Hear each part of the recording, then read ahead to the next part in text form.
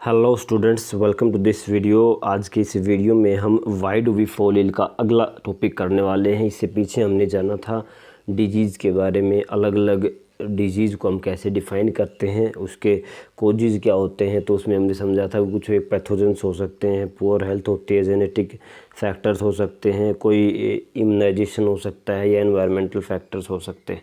आज की वीडियो में हम आगे करेंगे कि what is infectious and non infectious disease.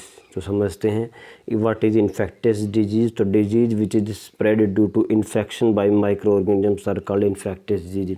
एक ऐसी बीमारी जो माइक्रो ऑर्गेनिजम्स के इन्फेक्शन से होती है तो उसको हमने कह दिया इन्फेक्टियस डिजीज़। अब सोचिए माइक्रो ऑर्गेनिजम्स तो हमारे चारों ओर प्रेजेंट हैं, तो मतलब इसका फैलना बहुत आसान होगा, ईजिली स्प्रेड हो सकती है ये।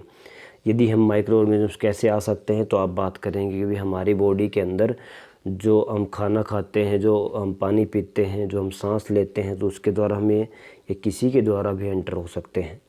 अगर हमने सड़ा गला कुछ खा लिया उसके द्वारा आ सकते हैं, कुछ पानी में कोई कंटामिनेशन है वहाँ से आ सकते हैं, कुछ हवा के अंदर किसी कोई रोगी है उसने छींका हुआ है और उस हवा में वो बैक्टीरिया वायरस प्रेजेंट है और उसी हवा को हम सांस के द्वारा अंदर लेते हैं तो हमें हो सकता है। तो मतलब इन्फेक्टियस डिजीज़ माइक्रो ऑर्गेनिजम्स के द्वारा स्प्रेड होती है ज़्यादातर, और वो क्या होते हैं हमारी बॉडी के अंदर इन्फेक्शन कोज करती है और वो ईजिली स्प्रेड होती है। It is communicated from disease person to the healthy person caused by some biological agent pathogens like virus, bacteria, fungi, protozoa. ये क्या होता है, कोई जो डिजीज पर्सन है मतलब जो रोगी है जिसको कोई इन्फेक्टियस डिजीज़ है उससे और हेल्दी पर्सन के अंदर फैल सकता है। क्यों फैल सकता है तो आपको पता है भी है, छोटे छोटे माइक्रो ऑर्गेनिजम्स के द्वारा हो रही है। और जब हम रोगी के कांटेक्ट में जाएंगे और उसकी चीज़ों को यूज करेंगे या उससे हाथ मिलाएंगे, उसके ज़्यादा पास बैठेंगे, तो वो जो बैक्टीरिया वायरस है जो इस रोगी के अंदर है, उसकी वो सांस ले रहा है तब भी वो बाहर निकल रहे हैं, छींक कर रहा है तब भी बाहर निकल रहे हैं, तो उस एनवायरनमेंट में हम जाएंगे तो वो जो बैक्टीरिया वायरस वो हमारे अंदर चले जाएंगे और हमें भी बीमार कर देंगे। तो ये है आपकी इन्फेक्टियस डिजीज़। अब देखिए नॉन इन्फेक्टियस डिजीज़ क्या है, the disease which does not spread by contact between infected and healthy person. तो ऐसी डिजीज़ जो मान लीजिए कोई रोग है, किसी रोगी को कोई रोग है, मान लीजिए किसी को कैंसर है, और यदि हम उससे मिलते हैं तो मतलब एक रोगी है वो एक हेल्दी पर्सन को वो डिजीज़ नहीं फैला सकता। जैसे कि हमने बात की इन्फेक्टियस डिजीज़ में तो भाई वो आसानी से फैल जाती है, वो माइक्रो ऑर्गेनिजम्स आसानी से हेल्दी पर्सन के अंदर एंटर होकर उसको फैला देते हैं। लेकिन जो नॉन इन्फेक्टियस डिजीज़ है वो क्या है, नहीं फैलती। एक हेल्दी पर्सन के अंदर एक रोगी पर्सन से वो नहीं फैलेगी, क्योंकि एयर वाटर के अंदर जो वो यूज कर रहा है, यदि हम वो पानी वो पी रहे हैं वो भी पी ले तब भी हमें नहीं होगा। क्यों? क्योंकि भाई वो एक अलग तरह की डिजीज़ है, ये नॉन इन्फेक्टियस डिजीज़ है, इसके अंदर कोई माइक्रोब या नहीं है, उसकी बॉडी के अंदर जो ऑर्गन है उन्हीं में कोई डिफेक्ट है जिसके कारण उसकी बॉडी की फिजियोलॉजी चेंज हो गई है। और वो बॉडी का सेल तो आपके अंदर नहीं आएगा, और आएगा तब भी वो हमारा जो बॉडी है वो उसको मार देगा, इम्यून सिस्टम। तो ऐसा है कुछ। देखिए जैसे कि हार्ट डिजीज़ है, आर्थराइटिस है, तो ये क्या है, नॉन इन्फेक्टियस डिजीज़ है। इन्फेक्टियस डिजीज़ का आप क्या पढ़ोगे, जैसे कि जुकाम है तो आप जुकाम वाले के रोगी के पास जाओगे तो आपके होने के चांसेस है। टीबी है, टीबी के रोगी के पास जाओ तो आपके होने के चांसेस है। तो ये क्या है, नॉन इन्फेक्टियस। देखिए अब आपके जो डायग्राम दिखाया गया है कि जो माइक्रो ऑर्गेनिज्म जो कि डिजीज़ कोज करते हैं इन्फेक्टियस डिजीज़, तो उसके बारे में बताया गया। Disease the pictures of different microorganism. देखिए तो पहले दिखाई गई the picture shows SARS virus coming out of the surface of infected cells, see arrows for example. तो सार्स वायरस जो 2004-05 में आई थिंक 8-9 के पास आया था, तो सार्स वायरस को दिखाया गया है। तो इसका क्या है, आप देख सकते हैं ये सेल से बाहर जो निकल रहा है उसको दिखाया गया है। इसके अंदर क्या है, 500 नैनोमीटर जो 0.5 माइक्रोमीटर। तो इसको ये पिक्चर्स दिखाई गई हैं तो आप देख सकते हैं अलग अलग। और ये जो पिक्चर है, द पिक्चर शोज ट्रिप्नोसोमा, ये प्रोटोजोयन ऑर्गेनिज्म। ये क्या है, एक ट्रिप्नोसोमा है, एक जो प्रोटोजोआ है, ये इसके एक डिजीज होती है स्लीपिंग सिकनेस। और the saucer shaped substance lying next to the protozoa is the red blood cell. तो ये क्या है, रेड ब्लड सेल। इसके क्या होता है भाई एक्चुअल में, तो आपके जो माइक्रो ऑर्गेनिजम्स हैं जो हमारी बॉडी के अंदर जाते हैं, तो मान लीजिए कि बाहर एक्चुअल फाइट होती है, जैसे कि कोई भी बाहर के देश के सैनिक, जैसे कि चीन वाले हमारे ऊपर अटैक करते हैं तो हमारे कंट्री वाले सोल्जर उनसे फेस टू फेस फाइट करते हैं, गोलाबारी होती है। तो मान लीजिए कुछ ऐसा ही होता है। जब कोई बाहर से माइक्रो ऑर्गेनिज्म आपके शरीर में एंटर होने की कोशिश करता है तो जो हमारे सोल्जर्स हैं वो उसको अंदर जाने नहीं देते, जब तक वो ज़िंदा हैं वो नहीं जाएंगे। जब आपका इम्यून सिस्टम यानी स्ट्रॉन्ग है तब तक वो बीमारी नहीं कर पाएंगे।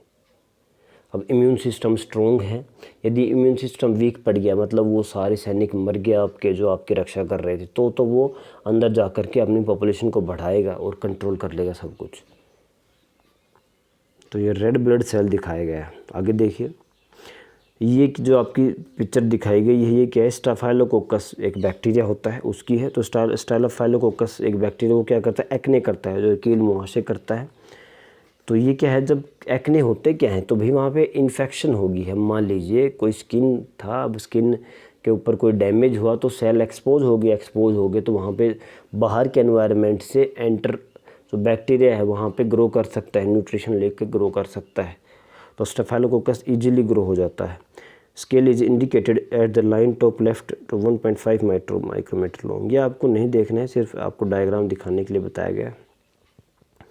ये जो दिखाया गया है ये क्या है, एक अडल्ट राउंड वॉर्म है जो कि स्मॉल इंटेस्टाइन कहते हैं ना कि कीड़े पर के पेट में, तो ये क्या है ऐसे ही राउंड वॉर्म है जो कि स्मॉल इंटेस्टाइन जो आपकी छोटी आंत होती है वहाँ पे होता है। टेक्निकल नेम है एस्केरिस और the rule next two is 4 centimetre. जो आपको नहीं रखना है साइज़ का ध्यान। देखिए दिखाया गया है कि भाई जो अलग अलग जो एजेंट्स हैं वो क्या क्या रोग करते हैं, ये इसको याद रखना आपको कि वायरसेस क्या करते हैं। तो भाई कॉमन कोल्ड होगा, इन्फ्लुएंजा हो गया, मीजल्स हो गया, चिकन पॉक्स, एड्स, हेपेटाइटिस, ये सब रोग जो डिजीज़ बताई वो आपको कौन करता है, सब वायरसेस। बैक्टीरिया क्या करता है, तो भाई कोलेरा हो गया आपका, टाइफाइड हो गया, टीबी हो गया, टेटनस होगी, एंथ्रेक्स, फूड पॉइजनिंग, ये सब बैक्टीरिया करता है। फंजाई क्या करता है, स्किन इन्फेक्शन। प्रोटोजोआ क्या करता है, एक डिजीज़ होती है malaria, kala-azar, amoebic dysentery, sleeping sickness. और जो वर्म्स होते हैं वो क्या करते हैं, तो भी इंटेस्टाइनल इन्फेक्शन, जो छोटी आंत की इन्फेक्शन, बड़ी आंत की इन्फेक्शन, वर्म्स। उसके बाद आपके एलिफेंटाइटिस, ये जो डिजीज़ है क्या करता है। तो इसको याद रखना है कि भाई जो पर्टिकुलर कौन सा माइक्रो ऑर्गेनिज्म कौन सी डिजीज़ करता है। साथ में मैंने आपको साथ में बताया कि इस चैप्टर को एनसीईआरटी से भी पढ़े, उसमें भी काफ़ी आपको अलग कॉन्सेप्ट्स मिलेंगे, तो उससे भी पढ़ना है और नोट्स यहाँ से बनाने हैं। आगे देखिए, एक एंटीबायोटिक के बारे में। अब antibiotics block biochemical pathways important for bacteria. Antibiotic मतलब ऐसे ड्रग या ऐसे कुछ केमिकल जो कि बैक्टीरिया को मार सकते हैं, तो उसको हमने कह दिया एंटीबायोटिक। याद रखना है एंटीबायोटिक सिर्फ बैक्टीरिया को ही मारती है, वायरस के ऊपर इसका कोई असर नहीं होता है। तो जो भी अगर कोई ऐसी बीमारी है जो किसी बैक्टीरिया के द्वारा हो रही है तो वो उसको एंटीबायोटिक दे सकते हैं, वो एंटीबायोटिक उस बैक्टीरिया को मार देगी। तो एक्चुअल में करती क्या है, अगर आपसे पूछा जाए कैसे मार रही है उसको, तो ऐसे मार रही है कि बैक्टीरिया के अंदर वो जो भी रिएक्शन हो रही है उस रिएक्शंस को रोक देती है, जिसके कारण बैक्टीरिया जिंदा नहीं रह पाता है। देखिए, antibiotics block biochemical pathways important for bacteria, मतलब जैसे कि हमने लाइफ प्रोसेस पढ़ा है, आप पढ़ोगे 10th में, तो उसमें क्या आता है, कुछ प्रोसेस होते हैं जो जिंदा रहने के लिए ज़रूरी होते हैं। तो ऐसे ही प्रोसेस को ये एंटीबायोटिक रोक देती है और बैक्टीरिया मर जाता है। Hence they are effective against them, तो बैक्टीरिया के खिलाफ इफेक्टिव होती है। तो जैसे कि आपका एक पेनिसिलियम होता है, टेट्रासाइक्लिन होता है, तो एंटीबायोटिक होती है, डॉक्टर आपको देते हैं नॉर्मली जब बैक्टीरियल डिजीज होती है। Many bacteria make a cell wall to protect themselves, the antibiotics penicillin blocks the bacterial process that builds the cell wall. देखिए ये आपका पेनिसिलिन के बारे में बताया गया है, ये कैसे काम करती है। तो आपको पता है बैक्टीरिया के ज़्यादातर बैक्टीरिया के अंदर सेल वॉल होती है एक्सेप्ट माइकोप्लाज्मा। तो ज़्यादातर बैक्टीरिया सेल वॉल बनाएंगे और सेल वॉल अगर नहीं बनेगी तो वो ज़िंदा नहीं रह पाएंगे, सेल फट जाएगा, मर जाएंगे। तो ये जो आपकी पेनिसिलिन है, जो आपकी एंटीबायोटिक है, उसने क्या किया, वो एक कुछ ऐसा केमिकल है जो कि उस बैक्टीरिया को सेल वॉल बनाने से रोक देता है। तो जब सेल वॉल ही नहीं बनेगी तो वो बैक्टीरिया ज़िंदा नहीं रह पाएगा, ज़िंदा नहीं रहेगा तो आपको डिजीज़ नहीं करेगा। अगला देखिए, antibiotic works only against bacteria not against the viruses. इसको ध्यान रखना है, जैसे बैक्टीरिया के खिलाफ ही काम करती है, वायरसेज के खिलाफ काम नहीं करती है। ये क्या है भी, ट्रांसमिशन ऑफ डिजीज़ है, जो आपकी इन्फेक्टियस डिजीज़ है वो कैसे ट्रांसमिट हो सकती है, ये आप डायग्राम बहुत अच्छे से दिखाया गया है, एनसीईआरटी का डायग्राम है। देखिए ये मान लीजिए ये कोई अफेक्टेड पर्सन है, इसके अंदर ये डिजीज़ है, अब उसने क्या किया, कुछ छींक दिया मान लो, तो वो बाय एयर इसमें ट्रांसफ़र हो सकता है हेल्दी पर्सन में, या इसके जो कपड़े हैं वो क्या है, या कपड़ों से या कुछ खाने पीने के सामान से हमने डायरेक्ट कांटेक्ट कर लिया तो उससे ही हो सकता है। इसके फूड को हमने खा लिया तो इससे हो सकता है। मान लीजिए किसी मच्छर ने इसको डिजीज़ वाले पर्सन को काट लिया और उसी मच्छर ने हमको काट लिया तो हमें हो सकता है। अगर कोई डॉग है, डॉग अगर इन्फेक्टेड पर्सन के पास जाता है और वो हमारे पास आता है तो उससे हो सकता है।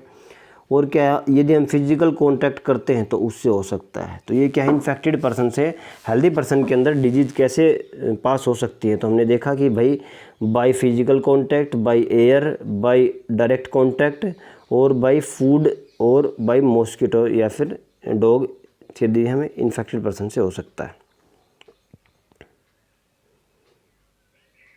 यही आपका अगला टॉपिक है, मीन्स ऑफ स्प्रेड की भी बीमारी फैलती कैसे है। तो देखिए, इन्फेक्टियस डिजीज़ आपको बताया था माइक्रो ऑर्गेनिज्म से फैलती है। तो infectious disease spread from infected person to the healthy person through air, water, food, vector, physical और कॉन्टैक्ट और सेक्सुअल कॉन्टैक्ट। तो ये अभी हमने डायग्राम में देखा कि भाई हवा से जा सकता है, पानी से जा सकता है, फूड से जा सकता है। अलग अलग वेक्टर्स होते हैं जैसे कि मच्छर हो गया, कुत्ते हो गए, तो ये फिजिकल कॉन्टैक्ट्स के थ्रू हो सकता है, हाथ मिलाते हैं। सेक्सुअल कॉन्टैक्ट के थ्रू भी ये आपकी डिजीज स्प्रेड हो सकती है। जैसे कि एड्स है, वो डायरेक्ट सेक्सुअल कॉन्टैक्ट से ही फैलता है, या हम कहेंगे बॉडी फ्लूइड्स जब एक्सचेंज होते हैं तब फैलता है। अब देखिए, थ्रू एयर की बात करें तो by sneezing and coughing the microbe spread into the air and enter the body of healthy person. मान लीजिए कोई रोगी है, उसने छींका या खांसा तो उससे क्या होगा, वो हेल्दी पर्सन के अंदर चले जाएंगे। जैसे कि इसका एग्जांपल देखिए, कॉमन कोल्ड हो गया, ट्यूबरकुलोसिस हो गया और निमोनिया हो गया। तो यदि ऐसे कोई रोगी हैं तो उनके पास यदि जाएंगे और वो छींकेंगे, खांसेंगे तो आपके अंदर जाने के चांसेस हैं। जैसे कि पानी के अंदर the microbes enter into our body by drinking water और ईटिंग पॉल्यूटेड और कंटामिनेटेड वाटर। जैसे कि कोलेरा हो गया, एमीबिक डाइसेंट्री हो गई। मतलब कुछ ऐसे बैक्टीरिया होते हैं जो ख़राब पानी के अंदर ग्रो करते हैं और यदि वो हमारे शरीर में चले जाएं तो हमें अलग अलग तरह के रोग कर देंगे। कौन से रोग हो सकते हैं, जैसे कि कोलेरा हो गया और एमीबिक डाइसेंट्री। वेक्टर्स मतलब कुछ एक ऐसे हम कहेंगे वाहन है जो इसको फैलाने काम करेंगे। जैसे कि some organism like female anopheles mosquito work as a vector for disease like malaria, dengue, yellow fever. अभी तो कहते हैं मच्छर, तो मच्छर क्या कर रहे हैं, मच्छर से डिजीज़ नहीं हो रही है एक्चुअल में। बात देखा जाए तो मान लीजिए कोई डिजीज कोजिंग माइक्रोब है, वो उस मच्छर के अंदर प्रेजेंट है। अब वो मच्छर आपको काटेगा। मच्छर क्या करता है, आपके डायरेक्ट ब्लड को सक कर रहा है, आपके खून को पी रहा है। तो खून को पी रहा है तो वो खून के कांटेक्ट में आया, और यदि उस मच्छर के अंदर वो डिजीज करने वाला माइक्रो ऑर्गेनिज्म या प्रेजेंट है तो वो क्या होगा, वो जो माइक्रो ऑर्गेनिज्म है वो भी आपके खून में चला जाएगा। तो आपके खून में जाएगा तो आपको बीमार करेगा। तो देखिए, और लास्ट क्या, थ्रू सेक्सुअल कॉन्टैक्ट। तो इसमें क्या, एक सिफिलिस है और एड्स है, spread by sexual contact with infected person. यदि आप किसी ऐसे पर्सन से सेक्सुअल कॉन्टैक्ट करते हैं जिसको कोई एड्स है या सिफिलिस डिजीज़ है, वो भी एक इन्फेक्टियस डिजीज़ है, तो आपको भी होने के चांसेस हैं। AIDS can also spread through blood transfusion and from mother to her child during pregnancy. क्या हो सकता है, सेक्सुअल कॉन्टैक्ट हो सकते हैं या फिर ब्लड ट्रांसफ्यूजन, या हमने कुछ ऐसे आदमी से हमने खून लिया है जिसको कोई डिजीज़ थी तो वो डिजीज़ हमारे अंदर भी आ जाएगी। और क्या हो सकता है, mother to her child during pregnancy. Pregnancy के दौरान माँ से उसको बच्चे को भी हो सकती है। And through breast feeding. और जब बच्चा अपने माँ से दूध पीता है तो उस दौरान भी जो माँ की जो डिजीज़ है वो बच्चे के अंदर जाने के चांसेस है। कौन सी डिजीज़, जो कि इन्फेक्टियस हैं, जो स्प्रेड हो सकती हैं ऐसे फ्लूइड के थ्रू। देखिए, नेक्स्ट वीडियो में हम करेंगे आपके एड्स के बारे में।